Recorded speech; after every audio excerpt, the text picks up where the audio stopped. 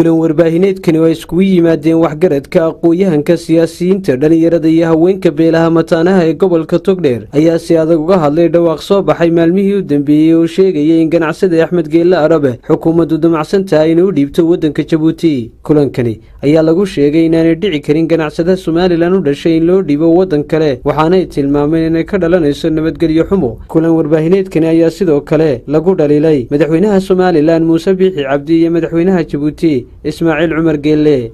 waxa weeyaan muwaadin qiimo waxtar badan u leh ayaa maanta waxa la miiqayaa ama la xeeladaynayaa sidii gacanta loogu gelin lahaa cadawga qori ay Somaliland leedahay oo ah xukuumadda Jabuuti. sida aawadeed waxa maanta xaraam waxa ceeba waxa sharaf darra waxa dadnimo la'aan cid Somaliland u dhalatay oo waliba maamul sheeganaysa inay tiraahdo gacanta aanu gelino dawladda inoo cadawga muwaadin reer Somaliland oo intifaacad badan dalka u leh. Axmed Cismaan Geelle waxaan oran karaa waa haliyay Ilaahay u dhaliyay Somaliland waa qofka ugu waxtar badan ee ganacsada ah ee Somaliland. waad ogtihiin biyo-gelinta Hargeysa 6 milyan oo dollar buu dhigay in lagu maalgeliyo isagoo qof shacab ah.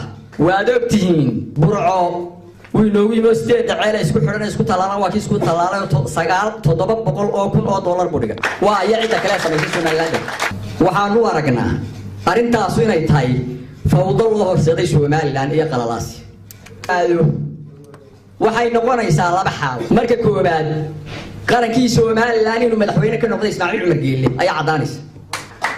marka saddexaad waxa cadaanaysa inay u dhamaatay Somaliland.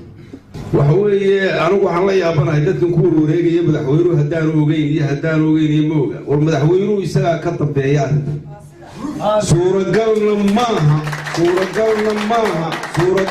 maaha in wasiiradiisu wax isbanayaan ogaan karin madaxweynuhu impossible leenahay ila biixow adaa ka dambeeya impersonal waxa doonta kala haw ujeedada doontana kala haw wallahi inaan arab oo kaliya ka tashanay wallaan maray wallahi inaan Ahmed Cismaan inaan arab oo kaliya ka tashanay waxa laga yeelay arrinka ummadda inaad ka qancisa lagaga fadhiyo soo kan qaan leenahay haddii day arrinta ka noqo khayrku ma soo sidee ka noqo wadeediye ka noqo waxa kaloo aan leeyahay dhibaatada bixinaysa dee muqmad iyo subag raadiyo dee dad noolyahan hantidooda looma dhiibay muusoo arrintaa jooji madaxweyne jooji ka noqo.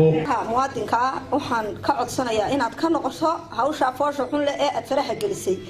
haddii aad ka noqon weydo waxaanu culayska saaraynaa wax allaala iyo wixii nala soo gudboonaada annaga ayaanu xoogga saaraynaa aanu ku wada soconno haddaanu nahay mataanaha walaalkooda.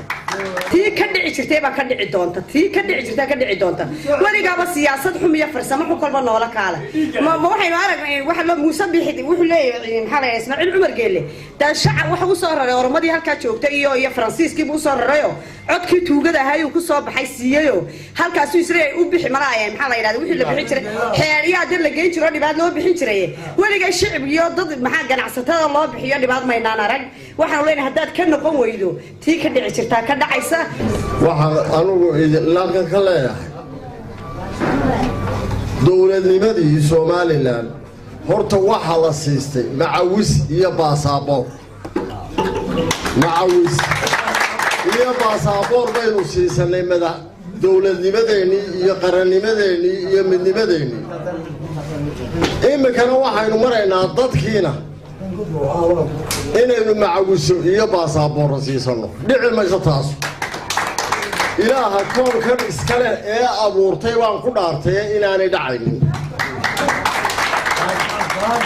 waxaan u sheegayaa salaadiinta mataanaha ee Hargeysa jooga inay si degdega go'aan u gaadhaan shirra dadka ugu baaqan hiiliyaho waxaanu la garab taaganahay ina Geelle Arabe baanu la garab taaganahay.